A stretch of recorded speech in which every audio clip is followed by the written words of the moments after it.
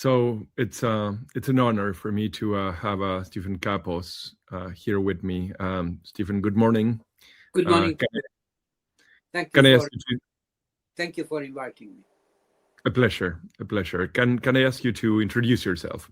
Yes, my name is Stephen Kapos, and I am a child survivor of the Holocaust of the World War II in Budapest, Hungary, particularly. When the Holocaust reached our town, Budapest, it was fairly late in the war. Germany invaded Hungary, and including Budapest, in March 1944. Because although Hungary was at that time formally allied to Germany, and in fact took part in the invasion of the Soviet Union alongside Germany, by that time, for the Hungarian right-wing leadership, led by the regent, Admiral Horthy, who could be described as a kind of semi-fascist dictatorial character, they realized that the war was lost for Germany by then, and there were delegations, feelers sent out to inquire from the Allied forces how Hungary could leave the German alliance, on what terms, etc.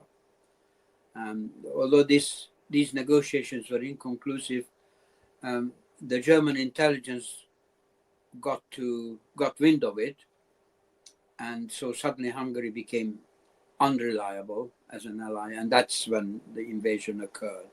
How old were you? I was 7 years old at that point. And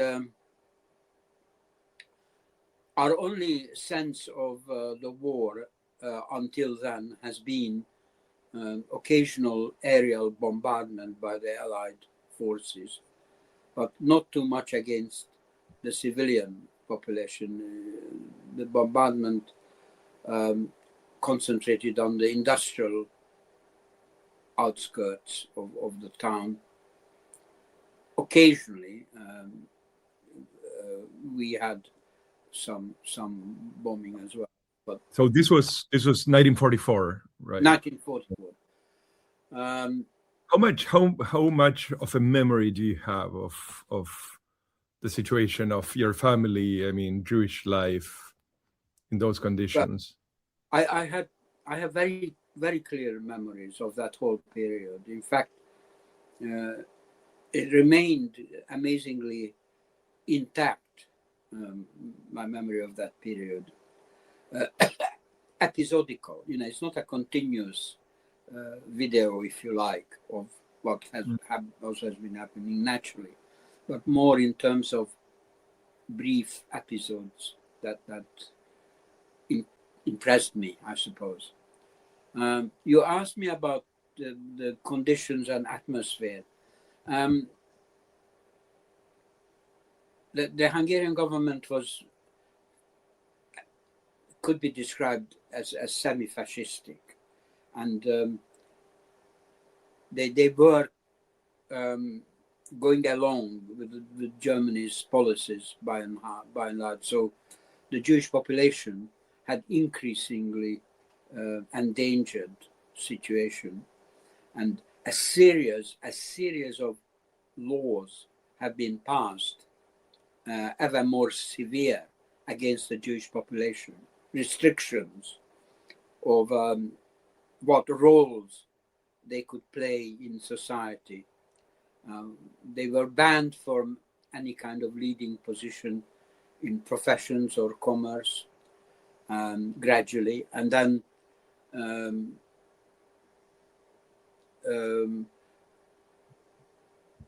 restrictions of ownerships, of the quantity of land a Jewish person could own,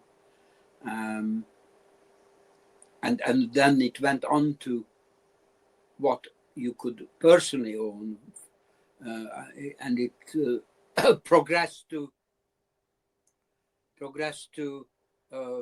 banning ownership of radios, for example. And by the middle of summer, I would say,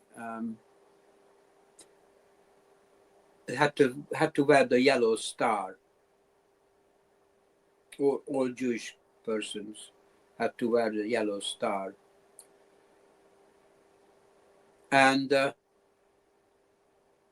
even more later, Jews could only live in houses where they were concentrated, and these houses were marked by large yellow stars. And where we lived, it is very much a center of Budapest, on the Pest side of the Danube.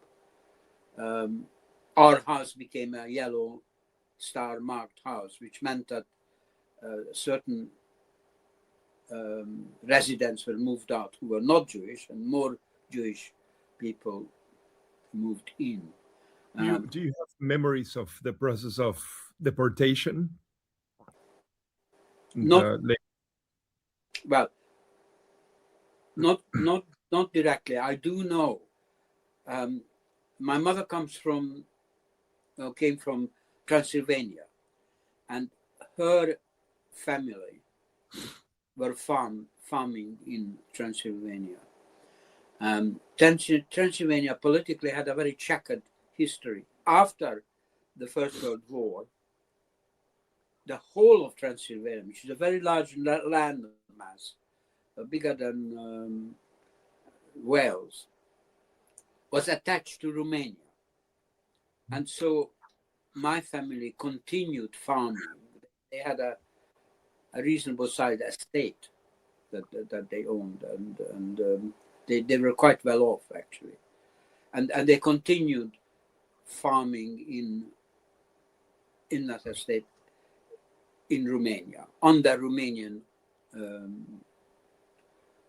authorship or authority. Under Romanian authority. Governance, yes. Right. And Hitler, to entice Hungary into alliance with Germany and to supply manpower towards the Barbarossa attack on Russia, on Soviet Union rather. One of the way in which he achieved that is to return some of the lost territories, inverted commas, of Hungary. Hungary lost territories after the First World War on a very large scale. It lost 2/3 of its historic territories, 2/3. So it really propelled a strong sense of nationalism, I suppose. Yes, exactly. And that its reverberations active to the present day, because there are always hints, even by the current Orban government, of ambitions to restore the irredentist kind of. Did you have in your immediate circle, how was I suppose the question is, how was the way in which the family sort of operated in that environment? When did you guys get out of Hungary? Well, first of all, I want to return for a moment to the Transylvanian family, because with the German invasion in 1944 came Adolf Eichmann into Budapest, and he immediately set about the deportations, but first from the countryside. By late summer 1944, 400,000 Hungarians were transported directly to Auschwitz. It was the quickest such action, and a special platform was built in Auschwitz to receive quickly the Hungarian Jews. Because Hitler returned half of Transylvania. My farming family there, on my mother's side, had fallen into that area and came back under Hungarian authority. Immediately, their position was worse because the Romanians were more lackadaisical, if you like, in following the German policies. And actually, the Romanian king refused to allow the deportation of Jews, directly refused it. So there weren't direct deportations. That there had various disadvantages and anti and racist laws there too, but not as drastic as in Hungary. But when this branch of the family was returned to Hungary, first they lost their home to the Hungarian army. Actually, they took possession of they're just thrown out. And soon after they were deported. And 15 members of that family branch were lost, died in Auschwitz. Some of them actually from the countryside in the south, but the majority from the Transylvanian family. So that was going on. This was your mother's side. Back on the mother's side, yes. In Budapest, there were 200,000 Jews. And as I explained, they were, by the middle of summer, sorted into this archipelago of houses marked by concentrated.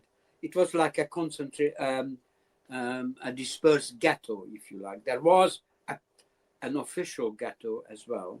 It wasn't as bad as the Warsaw ghetto. It wasn't as, they weren't starving as much, or they weren't subject to immediate deportation from Budapest. Why was this? Because it was towards the end of the war, and very strong pressure was put on the Hungarian government of Admiral Horthy, particularly not to deport the Budapest Jews.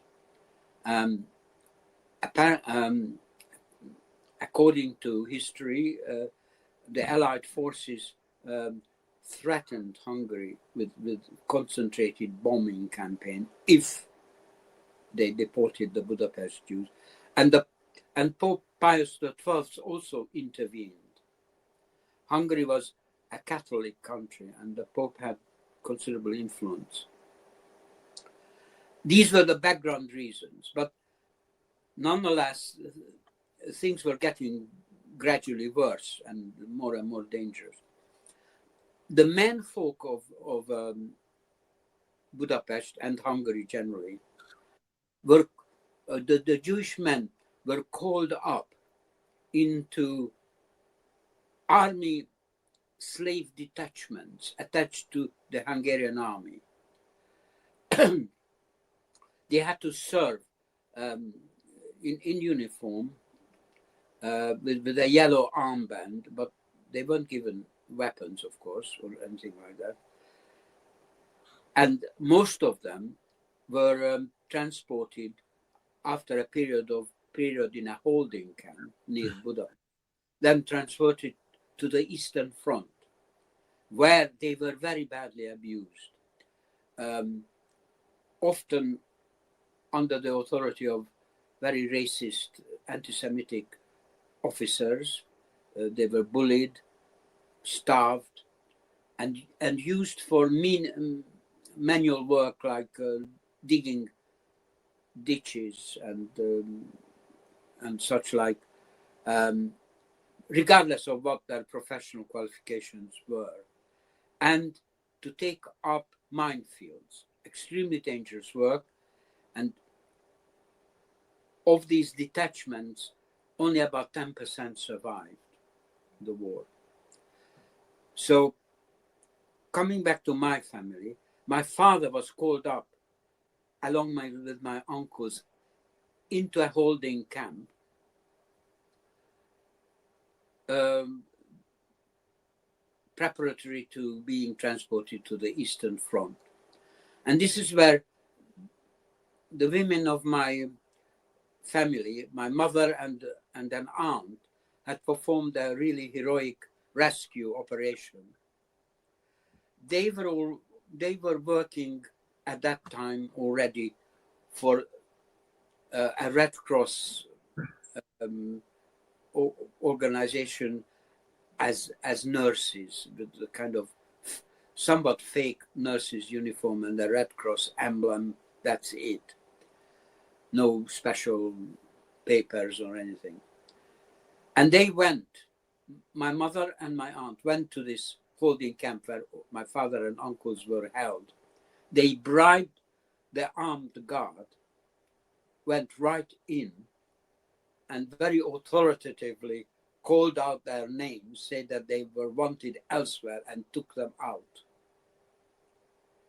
Which, I consider a really heroic, brave act, because they could have faced certain death. it's a matter of chance whether that attempt to bribe the guard was successful. If it weren't, then they would have been arrested themselves. But anyway, it did work. And this is when I myself and the rest of my family became involved with the project of Rudolf Kastner. Have you heard of him? Yes, of course. Eventually tried by the Israelis, right? Yeah, eventually. We will get to that later, I imagine. Yeah, eventually. Kastner was a prominent Transylvanian Zionist. I want to add at this point that in Hungary generally, the Zionist organizations were not prominent. They had little influence because historically, within the Austro-Hungary Empire, the Habsburg court and the Austro-Hungarian leadership generally were in favor of integrating the Jewish population rather than encouraging them to leave, because Hungary was emerging from a feudalist state into capitalism, and the educated, energetic, professional Jewish population was extremely useful in being helpful in this integration. So all Hungarian Jews that I knew, my family's circle, if you like, were all for integration, and even some of them to assimilation. The Habsburgs even proposed and supported and the name changes for the Jews, because many of the Jewish families had identifiable Jewish sounding surnames. My family were Cohens, for example. And it was encouraged for all Jews to change names into more indigenous sounding names so that they don't stand out for the population and they more easily integrated into the everyday work.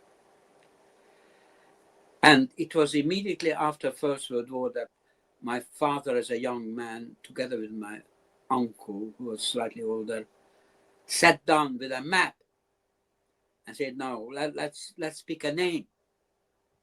And that's how my name Kapos came about, because there was a small river, Kapos, and said that will do, and they changed the name.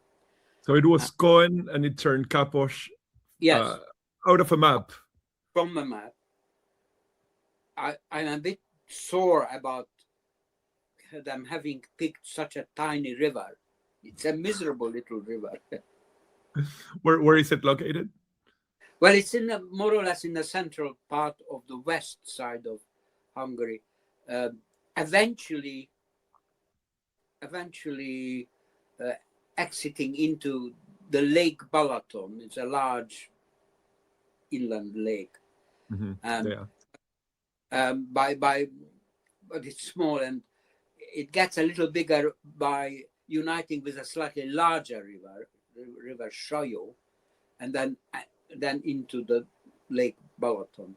What are your memories of that period, of the Kasna period, as the family was becoming more involved with? Yeah, coming on to that I mentioned our involvement because of the Transylvanian connection, and particularly one of my uncles was a very prominent Transylvanian. He was, until the Hungarian authorities sacked him, he was the director of the Hungarian theater in the capital of Transylvania, Cluj-Napoca, in Hungarian Kolozsvár, which was a very major institution, important. And he belonged to the intellectual cultural circle led by the Hungarian aristocrat Count Banfi. He was quite famous. They had regular meetings under Romanian rules, that is. And their objective was to take much of the tension and opposition out of the Hungarian minority vis-a-vis Romania, try and have as peaceful a coexistence while maintaining the Hungarian culture. And they were quite successful at it. But as soon as the Hungarians took over that part of Transylvania, he was sacked. Coming back to Budapest, this branch of family was already moved up with difficulty because one of the later laws banned Hungarian Jews from traveling on trains even. So in their coming up from Transylvania to Budapest, this particular branch, this uncle and her immediate family, took a very dangerous, illegal journey. Actually, somebody was sent who was not Jewish to bring them up. But even then, they had narrow escapes. It was quite a dangerous journey for them, but they arrived. So through the Transylvanian branch, we had connection to the Kastner project. And we entered the holding camp, which Kastner set up in Budapest in October, until October, sort of the late summer period till about October. Late summer 44. So really 1 year, shortly 1 year before the end of the war. Yes. Half a year before. Half a year before the end of the war. In Hungary. Yeah, in Hungary, true. Yeah. And this is a very strange camp because it was guarded by the SS on the outside to make sure that unauthorized people didn't enter it. They didn't mind people leaving it if they wanted to, because it was meant to be a privileged camp. The proposition was that against delivery of certain desired material to the Nazis, including trucks to be used on the Eastern Front. That was a limitation. It was meant to be supplied via connection to the West, via Switzerland, only to be used on the Eastern Front, but also money, jewelry, all kinds of things, and textiles for the army and such like. Against those payments, the Nazis would transport a limited number of Transylvanian Jews to Belsen, and via Belsen to Switzerland, and free them there against the delivery of these things. It so happens that the first transport, a large transport, went and arrived in Belsen, where it was divided, and one part immediately arrived in Switzerland as planned, Another part held back until December, roughly, and then also went to Switzerland. My father fell into it was only the men who were going to be part of this. Because I ought to mention that there were also rumors circulating about the legitimacy and trustworthiness of this project. And that was one of the agonies of the situation, that you didn't have firm, reliable information at any time. And as a result, I guess there were counter rumors that this doesn't work, not reliable. And my family en bloc left this holding camp. We were allowed to leave it and went back to our flats. And then came October 44, when the Hungarian regent, Admiral Horthy, who was until that moment formally allied to, and to begin with quite enthusiastically allied to Germany,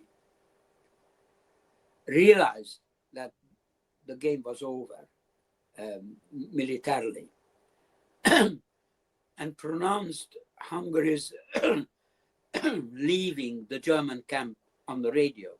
That was in October 44. That day, when he made that announcement, was the day when I was taken up from our marked home in Budapest to the Buda Hills into this home organized by the Swiss Red Cross, along with the Hungarian Protestant churches,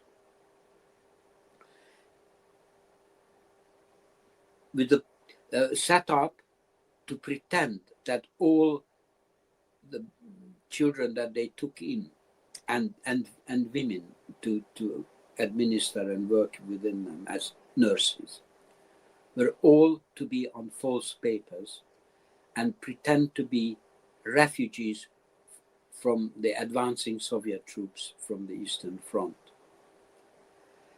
And were you there with your mother? I was taken up into that. But I'm saying this was a day of declaration, because this place was in a very posh area, in a villa which was vacated by the Hungarian equivalent of the Guinness family, brewers, extremely rich people, in a beautiful villa. They earlier on, because of their genuine Swiss connection, and they weren't Jews, by the way, this is the Hagermacher family, left for Switzerland, vacated their beautiful villa overlooking the town and from the hills, and donated it for this purpose. It so happens that the leader of the group, it's called the Good Shepherd Group, initially set up by the Hungarian Lutheran Church. And the leader was this pastor, Pastor Stelo, a cousin of the Hagermachers. So they trusted him to have and put to good use that vacated villa.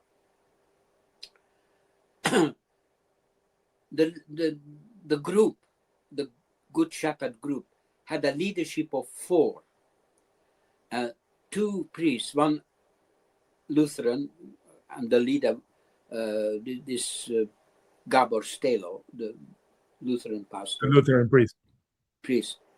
And also there was a Calvinist priest called Elias.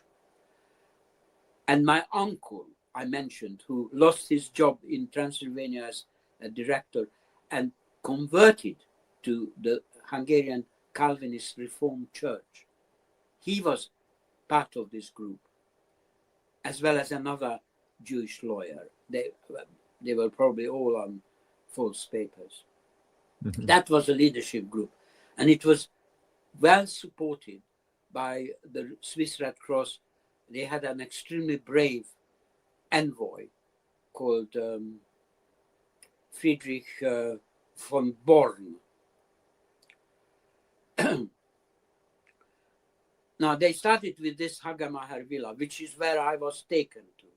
And then from there, we were later, after a few days, disposed into other smaller places. But that was the reception area, if you like. Can I ask you something? Do you have a sense of, was there a sense of fear? Was there a sense of, how did the child that you were, Yeah. I mean... Well, that's very interesting. I'm glad you asked this, because I was aware of the adults' fear. I was not afraid throughout this whole dangerous period myself. I was too young. I just took things as they came.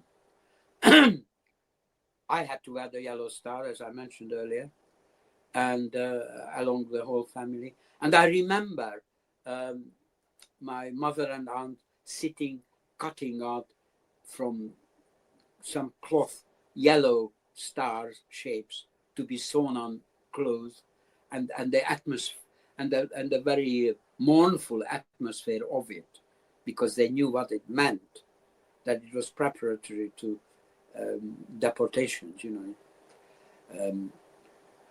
Did your parents, or did your mother in particular, talk about that episode afterwards? I mean, was there a sense of how... I don't remember discussions. They didn't involve me in stuff like that. I as a child, I was obsessed with war and militarism and so on. And all my toys were tanks and guns and so on. And in the earlier phase of the occupation, when German soldiers, officers were walking about in Budapest already, and Hungarian army officers, I would salute them.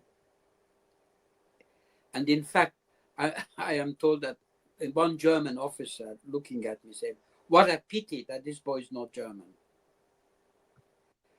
So that was at the beginning atmosphere. And then, as I say, I was up in a hiding in these various homes. I'm sorry for interrupting. I want to add something. That yes, of course. That this saving operation started with one building, and it grew and grew because of the bravery of that organizing group, particularly of Pastor Stalo. And it grew to a whole archipelago of different flats, all supported by the Swiss Red Cross. And altogether, they saved 2,000 children by the end of the war. Quite remarkable. I mean, it's quite remarkable the sense that there is a strange symmetry in the idea that you have an archipelago of ghettos, as you described it before, and then there is this archipelago of safe houses and safe havens distributed all on the same urban plan. Well, yes, safe inverted commas, because the whole operation was a bluff. They put various Swiss signs on the buildings and pretended that there was no official papers to back the whole operation. And it was all the Swiss envoy's bravery and activity and his connections. He had connection to the Hungarian foreign ministry, a safe person. And there were occasions when the Arrow Cross, the Hungarian outright fascist group, because after that day of declaration of leaving the war, Admiral Horthy was arrested immediately.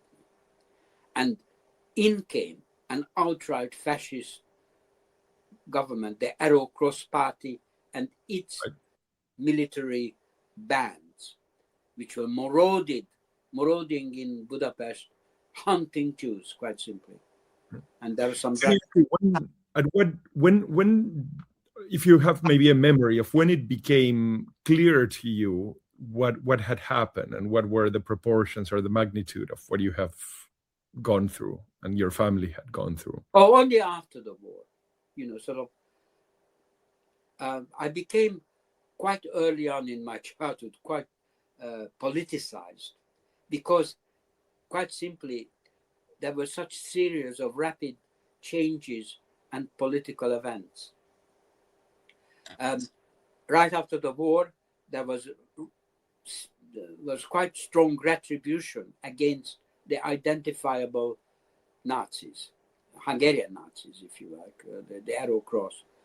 Many were quickly tried and executed, many.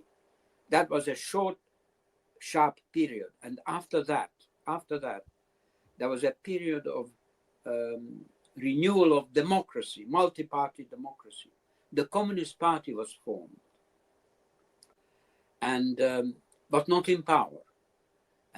There were democratic elections to begin with, although the Soviet occupying forces were present in the background, and they were kind of tactically tolerating this period, partly because Stalin agreed certain things with the Western powers, that how the liberated areas would be treated. And I remember election campaigns, and by that time, early summer of 45, my uncles and my father came back from deportation. Where were they deported to? Well, I mean, they were were in this Kasna transport, following the previous successful transfers to Switzerland, went first to Belgium.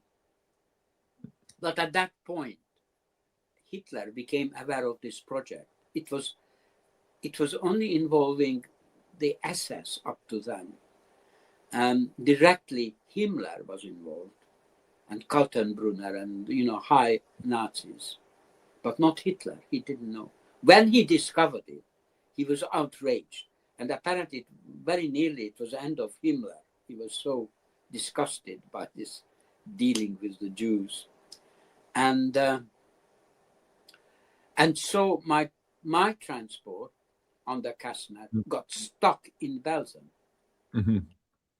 And that meant, strangely, you would think, well, we're dealing with the Nazis, they would be executed or something, end of story.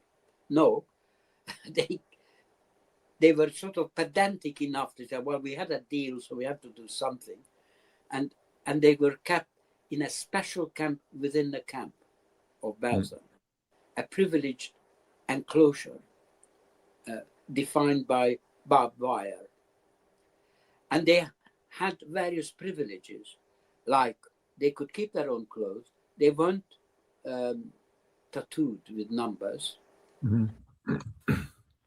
They were able occasionally to receive Swiss Red Cross parcels. And they weren't within their camp under any sort of discipline by Kapos, who were extremely cruel and so on. And there was a degree kind of self-government within that privileged camp. My father, who was a medical doctor, worked as a doctor for this camp. And it contributed to his survival because he had extra rations for his medical work. So I want to ask you, I mean, at some point part of your family went to Israel, and you tell the story in various interviews, and you tell of going to Israel, and fairly immediately finding something that quite clearly, I mean, for you, I mean, at least this is how I think you put it, was reminiscent of things that you have already seen. Can you talk about that? How is that? Well, one part of the family, for including that aunt I mentioned, who with my mother did that very brave act of liberating the men of my family from the holding camp, remember, she and others returned to Transylvania after liberation, which meant returning to Romania, because immediately after the war, Transylvania was reattached to Romania. And so a surviving branch of my family again continued to live under Romanian authority. When Romania quite quickly in 1948, became a communist-led state, first led by George Udeș and then later by Ceausescu. Mm-hmm. And the Romanian leadership had a deal with Israel that the Jews from Romania were allowed to leave, but only to Israel. And actually they were sold to Israel because Israel paid so much, so many thousands of dollars per head for the Jews. So there was an exodus. And that was your family was part of that package. This part, including that aunt that was originally so brave, relocated to Israel, Haifa. It was early 1950s. By about 60, sort of early 60s, before the 67 war, I visited them. And this is when, in Haifa. And this is when I was totally shocked to find that they became Zionists, all of them, and seriously racist. I couldn't understand. What did you find? If you can describe a bit of what you found and what were the things that came. Well, I'll give you one example. This aunt, I should have mentioned also that a branch of my family, particularly the Transylvanians, had converted. The conversion into Christianity pre-liberation was one instrument, if you like, of evading the early anti-Jewish laws. But that only lasted for a very short time, and later just didn't count. Mm.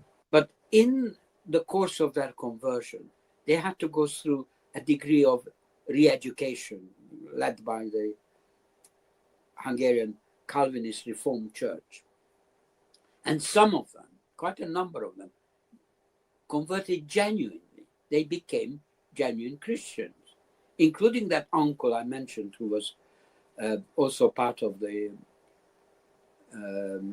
Good Shepherd leadership and a previous theater director, author of novels, and a noted figure.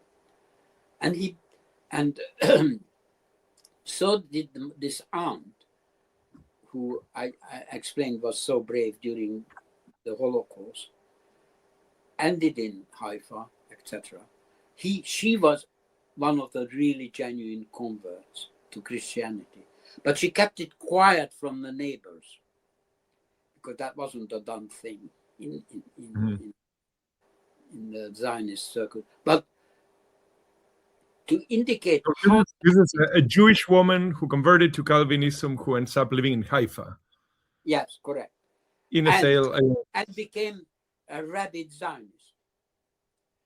To give you an example, I was staying with her. We were watching news one day, and the news included a peaceful demonstration of Palestinians. And suddenly, helicopter gunships appeared over them, shooting into the crowd, the protesting crowd. I assume it was rubber bullets in those days, not live ammunition, but who knows. And watching this, I was horrified, completely horrified, and said so. And she said, "What's the matter? These are all Arabs.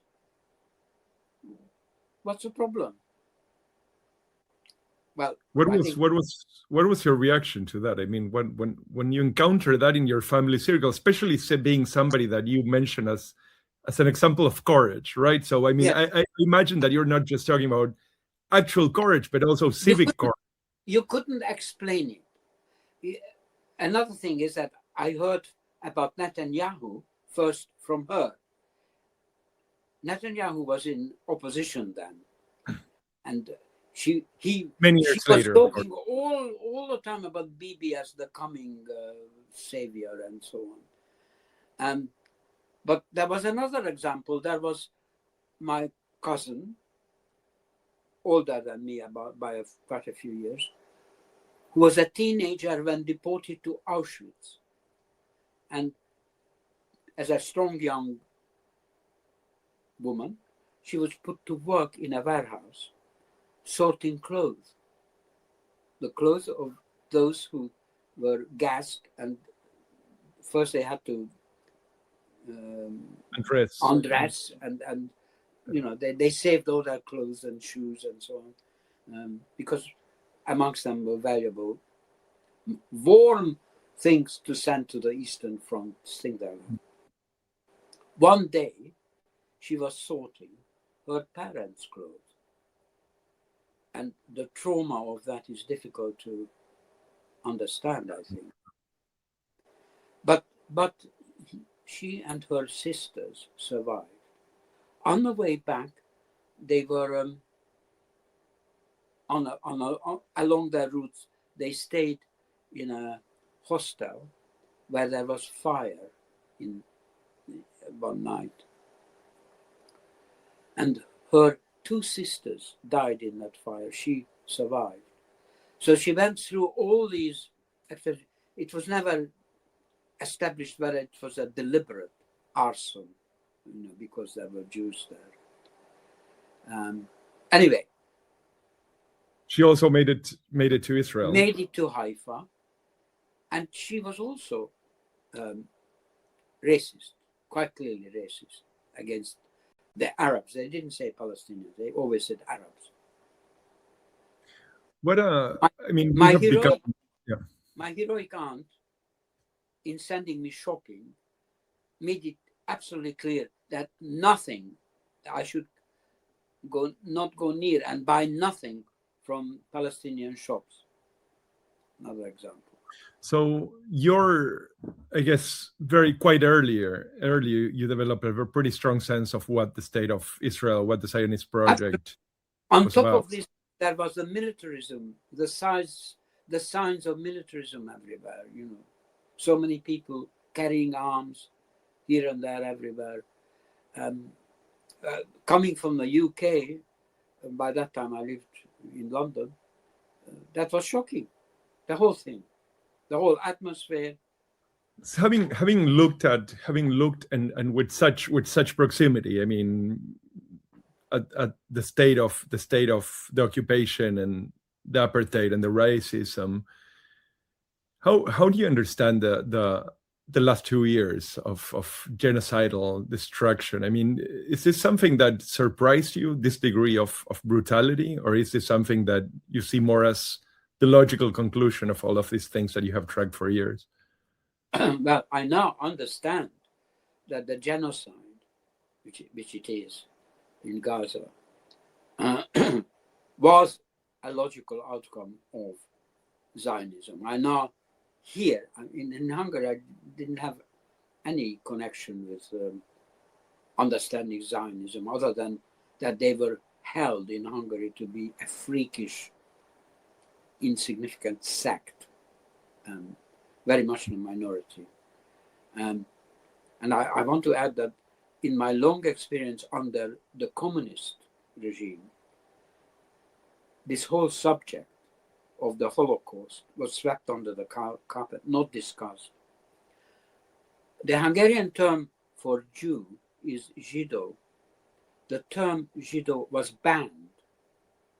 Mm-hmm. If you said Zsidó, that was punishable. with imprisonment. To what effect? I mean, for what purpose? Was this an attempt at integration, or was this more of an attempt at suppression? Suppression, I think. The suppression of Nazism, as I understand it, because of course it's correct that this distinction is a racist distinction. So the communists banned anything to do with that, and in fact, in their issued official papers, IDs, etc., religion was not mentioned. That was regarded an entirely private matter, somewhat pretended, because actually, if it was known that you were a churchgoer, whatever religion, that counted against you, definitely. At decisions like university entry, acceptance, and would be affected, and yes, and advancement within a profession and so on.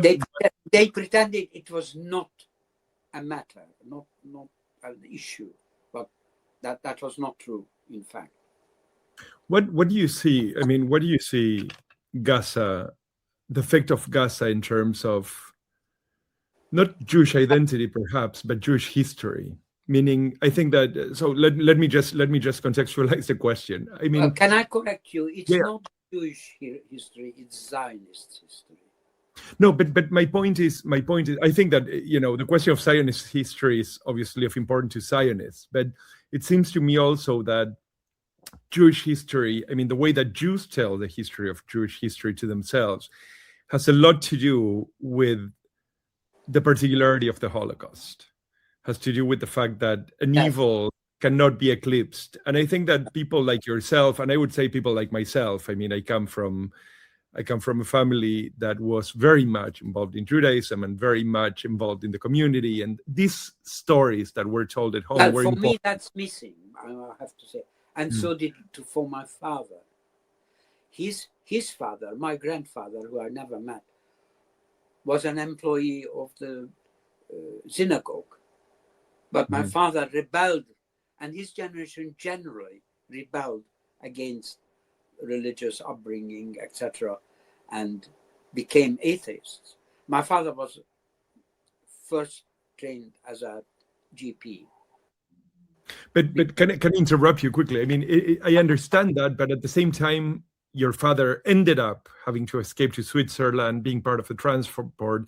So, I mean, the question as to rebellion ultimately did not save him from this history of victimization, let's say. The point I'm trying to get to is that the brutality in Gaza, which is done in the name of Judaism, for better or worse, I mean, in the name, of course, people like yourself would actually loudly that's a more evil conflation of I agree.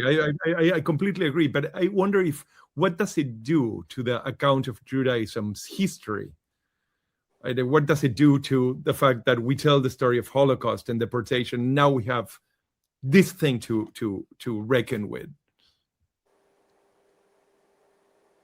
Well, first of all, I can hardly comment on Judaism. I never had any religious Jewish education, or even identified in my earlier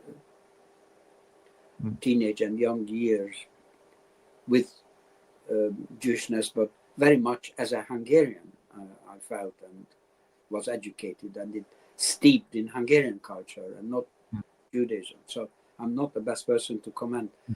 But I don't think that it is in any way a reflection on Judaism. It doesn't matter what the Zionists claim. Yeah, it had nothing to do with Judaism. And I'm a friend of Chaim Brashitz. I don't know if you know about him, who's an ex-Israeli, now anti-Zionist activist, wrote a book about the IDF.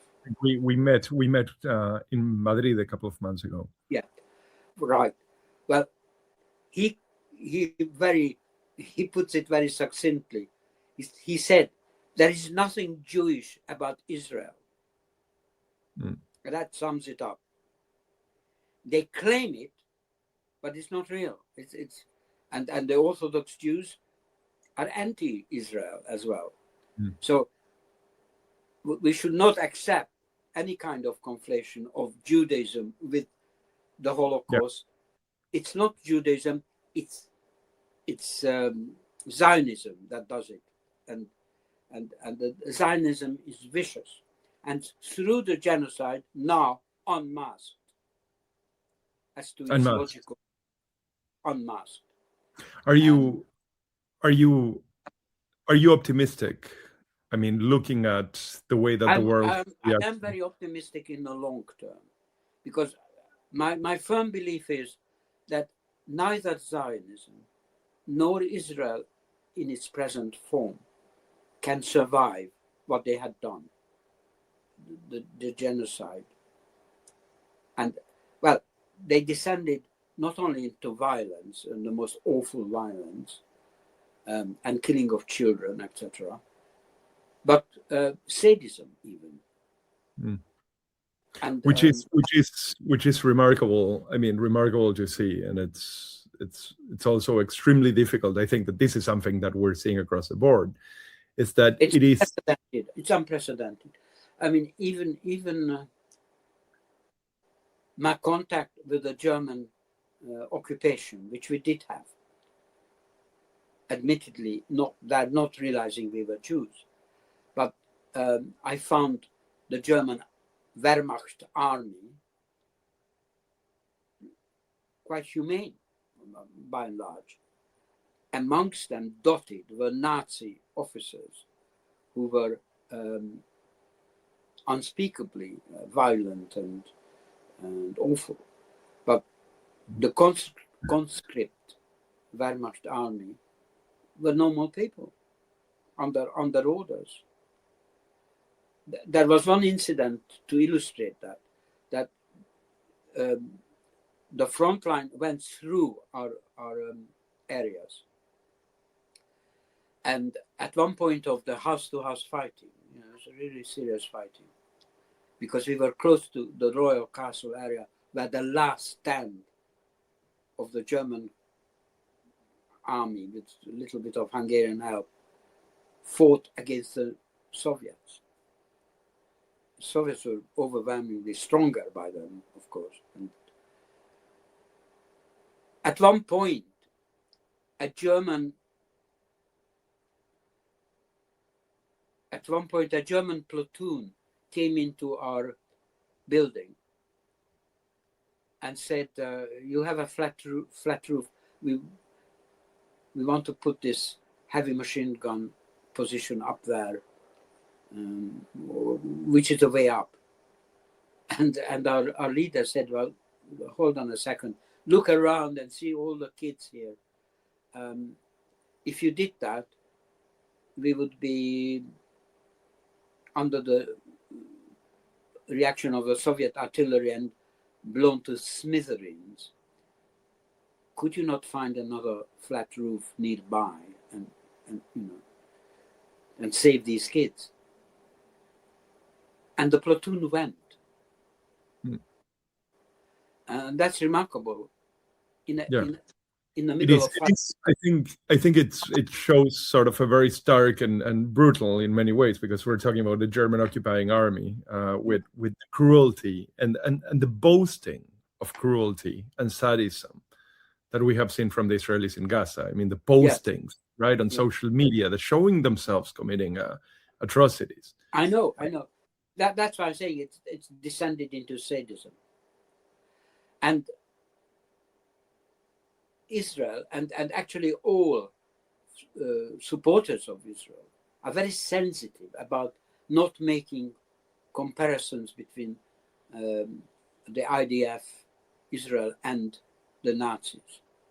And this is a taboo. Well, here in Germany, it's illegal. Yeah, I know. Would actually be taken to jail. But that's a taboo which I think we should not accept, and break it as much as possible. I keep breaking it when I can. So do I, to great Yeah. to great consequence. There is no reason why you shouldn't compare. No reason. I think it should be. They elevate, Israel elevates the Holocaust experience into a foundation stone of the state in a way, and the basis on which they can claim infinite excuse and escape any kind of sanction and criticism. Impunity, infinite impunity.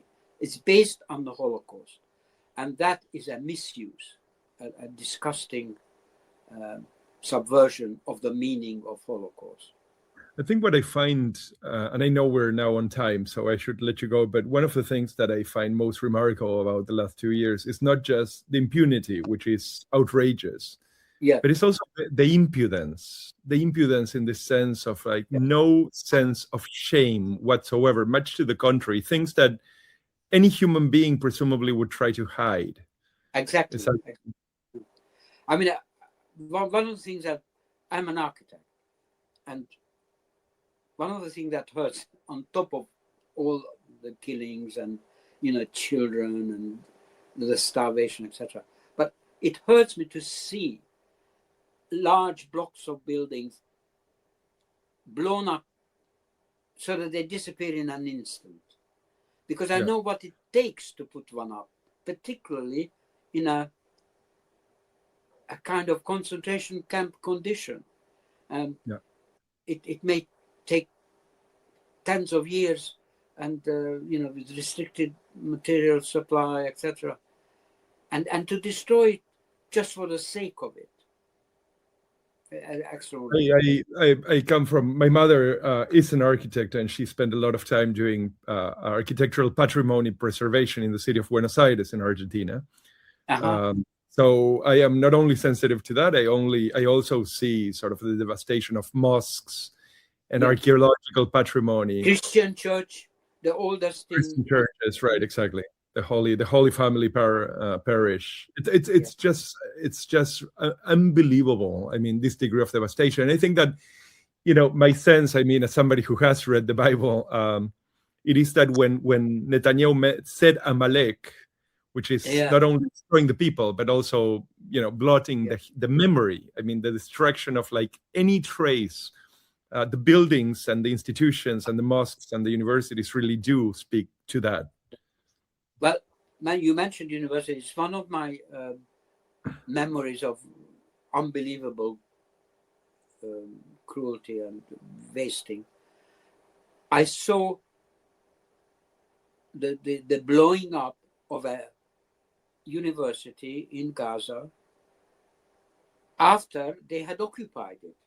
So there was no Hamas anywhere. You couldn't even say they were below it, or it was just an open structure, and there they were perched on a nearby hill, watching the systematic blowing up of this university that they controlled, which told you what it was about. It was to raise Gaza, turn it into a parking lot. Well, certainly. Stephen, thank you very, very much for your time, your kindness, sharing the history of your family. And I hope that at some point I can bother you again. Of course, the doors are always open. Sure. And thank you for your voice. Thank you for so many months and months and months of saying what many of us are thinking. I never say no to any invitation, because there's so few of us actual eyewitnesses, no matter as a child, but still clear memories. There are very few left, unfortunately. So I feel it a duty to be witness whenever I'm asked to be, which is why I was thrown out of the Labour Party. Not thrown out, sorry. Threatened to be thrown out. I got in first with a resignation. It is remarkable the loss of that political space, right? When you see Labor, when you see the Social Democrats, when you see Democrats in the US abandoning. Tragic. I mean, Starmer destroyed the Labour Party completely. But it's across the board, right? I mean, there is no left that one can detect that is committed to human rights. I mean, Gaza has shown basically not only what the Zionism is, but also what, the political system is. But there is a thirst in the public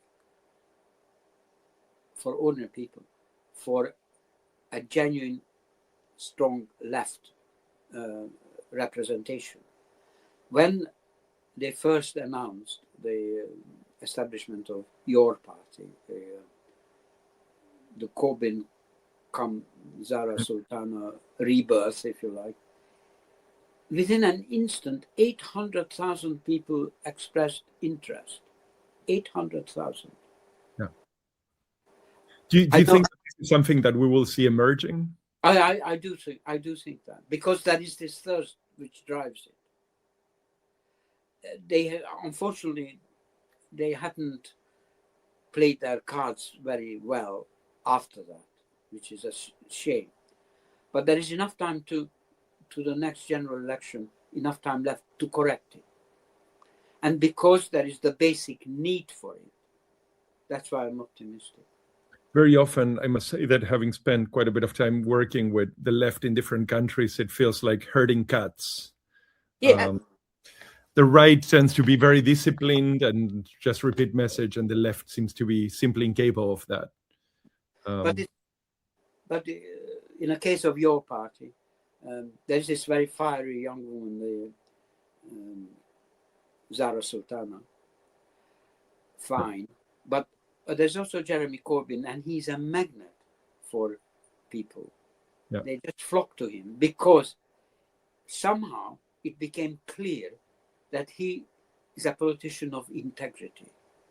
Yeah. And that's so rare. Yes. They love him. I think it's across the Atlantic. It's a little bit of what people have seen in Mamdani, the sense that this is somebody that represents values and does not represent interests. Yes. Okay, I promise it would be an hour. Now we're in an hour 10. So Thank you. But I thank you very much. I enjoyed it. Thank you.